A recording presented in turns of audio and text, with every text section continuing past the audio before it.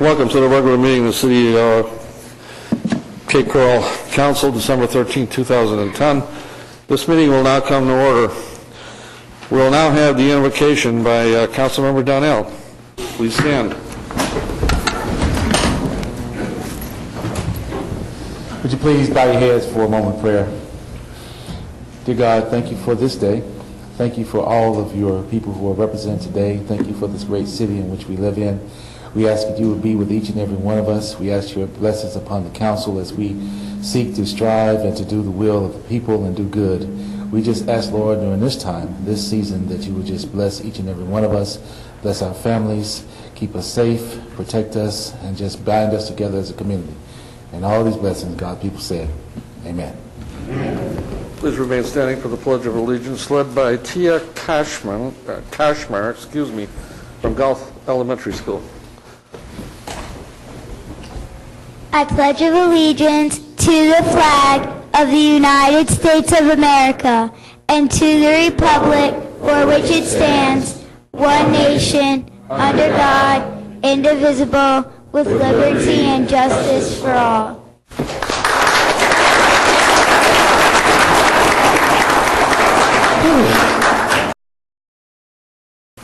Resolution 5110, a resolution of the City of Cape Coral amending Resolution 3-01 as amended, which adopted rules of procedure for the City Council agendas and meetings, to amend regular meeting time and dates to provide for an alternating schedule between workshop meetings and regular meetings, and amend the agenda preparation timeframes, and to amend the maximum allowable time for citizens' input from 30 to 45 minutes, providing an effective date. Madam City Attorney. This resolution is the same as it was when you discussed it at your last workshop. Basically, it is leaving your invocation process as it currently stands, and it has deleted the proposed changes to your rules concerning meetings when there is a holiday, so that you would be maintaining your current schedule. If you have any questions, it's in the same format as it was during your workshop last week. Open public input.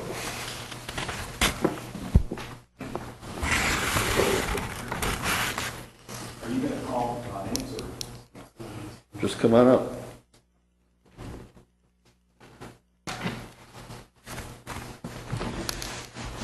Good evening, City Council. My name is John Kiefer. I'm the president of Atheists of Florida, and I'd like to address you this evening on Resolution 5110, particularly the portion concerning your prayer ritual.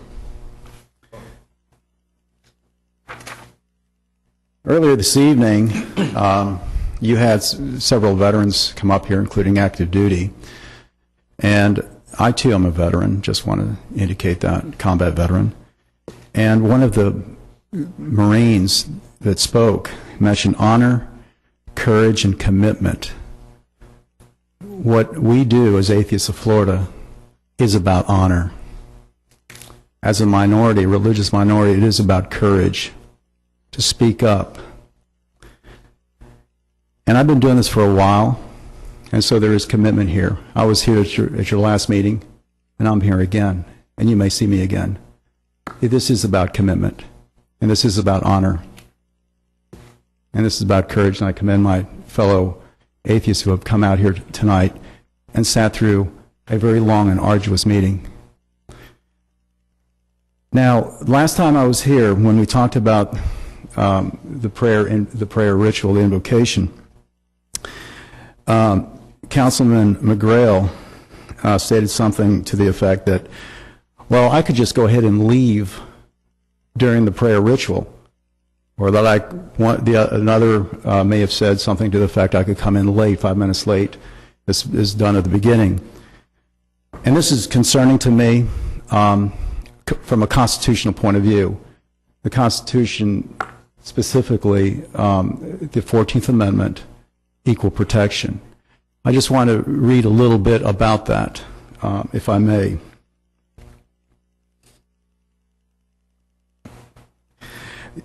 Councilman McGrail's recommendation, the Sir, context of... Please address the council as a whole. That's part of the council rules. You say a council member said this, not council member McGrail, not council member Brandt. Okay. That's the rules. Okay, and that's fine. The council stated to me in response to my statement that I could leave the room or come in late. In that context, Resolution 5110, particularly the prayer part, will violate our civil rights under the Equal Protection Clause of the 14th Amendment.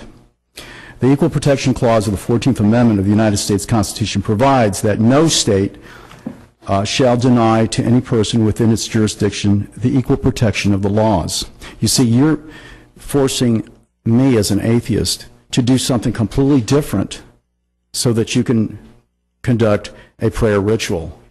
This is different from everyone else. Because I'm a minority, I'm told, well, you don't have to, and I'm going to use an analogy here. And please, if I offend anyone, understand this is an analogy. You don't have to drink from that water fountain. No one's forcing you to do that. No one's forcing me, is what you're saying, to participate in this prayer. I can leave the room and come back afterwards, or I can come in later. Understand what this is. Freedom of religion and freedom from government-sponsored and endorsed religion are fundamental rights. By imposing prayer rituals at government meetings, Resolution 5110 categorically discriminates against non-believers and denies non-believers equal protection of the laws. Try to understand that in the context of the analogy. The resolution's prayer policy absolutely excludes non-believers in the formulating of that policy. Moreover, Resolution 5110's prayer policy is not narrowly tailored to promote a compelling or overriding governmental interest. There is no governmental interest in conducting prayer.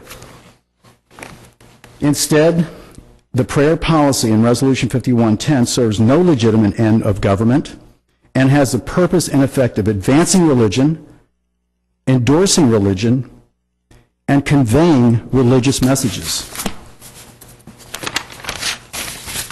Hence, Resolution 5110 forces attendees at the city council's government meetings to stand and bow their heads, as was ordered or indicated today by the council person who gave the prayer, to stand and bow your heads. And as such, we as atheists have to pretend to pray, or we can remain seated and thus be singled out from the group as non-believers or outsiders. Resolution 5110 will unlawfully discriminate against Americans who are non-believers and will cause irreparable harm to our constitutional rights as citizens who attend your meetings. Thank you very much.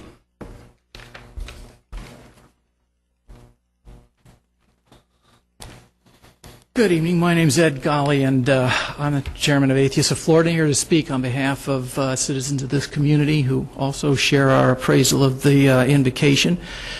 I'd like to say, first of all, how genuinely impressed I was when we were here at your previous meeting with the attention given to all of our comments by each and every one of you on the council. And I would like to address some of the issues that were brought up in response to your comments and inputs about what we addressed. First, we were questioned why we omit the phrase "under God" on our T-shirts. Under God, in our opinion, converts our Pledge of Allegiance to a prayer of allegiance. When we add those two words, which were put in, of course, during the mid-'50s McCarthyism hysteria. And let's face it, we all know exactly which God is being implied in this Pledge of Allegiance, and when we amended our national motto from E Pluribus Unum to In God We Trust. Now, I personally don't prefer to acknowledge any of the 20,000 plus gods that have been dreamed up by our species, and I think that no American should ever be defined by his or her beliefs. And a pledge that includes a religious theme proposes to do exactly that. Another issue that came up was that the invocations are non-sectarian and therefore shouldn't be considered offensive to us. Well, government in our country has been structured as a completely secular institution so that will serve all citizens with complete impartiality. And government has an obligation and a responsibility to conduct its affairs with complete neutrality with respect to religion. We were told that free exercise, as established by the First Amendment, would allow any government official to entertain prayers in a public forum like this. Well, I would remind you of Chief Justice Roy Moore, who gained national attention when he put a plaque of the Ten Commandments in his public courtroom. The controversy actually propelled him to be elected the Chief Justice of the Alabama Supreme Court, at which point he promptly put the Decalogue carved in stone right there in the foyer to the building. Now, it was all paid for by private subscription, didn't cost the taxpayer anything, and yet the federal government determined that it had to be removed. Was this a violation of his free exercise clause? Not at all, because he was using the government to promote his ideology. He's not supposed to do that. 1963, the Supreme Court of this country voted 8-1 to prohibit the recitation of public prayers or prayers in our public schools, I should say. Now, is that a violation of any teacher's freedom of religious expression, to prohibit that teacher from imposing his or her religious ideologies on the students? Not at all, because it's a government institution, and our government should remain neutral with respect to religion. And finally, let's see, let me see here. The final comment I wanted to respond to was, the idea that the Ten Commandments are a representative of our history, and really the history and the foundation of Western civilization. I think that throughout history, scores of civilizations have formed, incorporating foundations that include laws forbidding murder and stealing. They establish marriage, and they advocate really a mutual civility among the populace. And they'd never heard of the Christian religion or Jesus Christ or Yahweh or the Ten Commandments. There's nothing unique about our civilization structure with respect to the Christian religion. Our Constitution is the foundation of our social and legal culture, and in fact has served to protect those of us who really don't subscribe to religious dogma from being compelled to comply with it against our will. I think most, if not all, of the theocratic societies that exist in the world today remain horribly repressed cultures, literally inhospitable to the concept of religious or personal freedom. So let's not take even the first step toward the introduction of religion in our government or any of its institutions. Let's remain true to the principles of our Constitution and a totally secular government. Isn't that really what all those soldiers are fighting for that we thank tonight? I think so. Hope each and every one of you has a very nice holiday. Thank you for your attention. Anyone else in the public?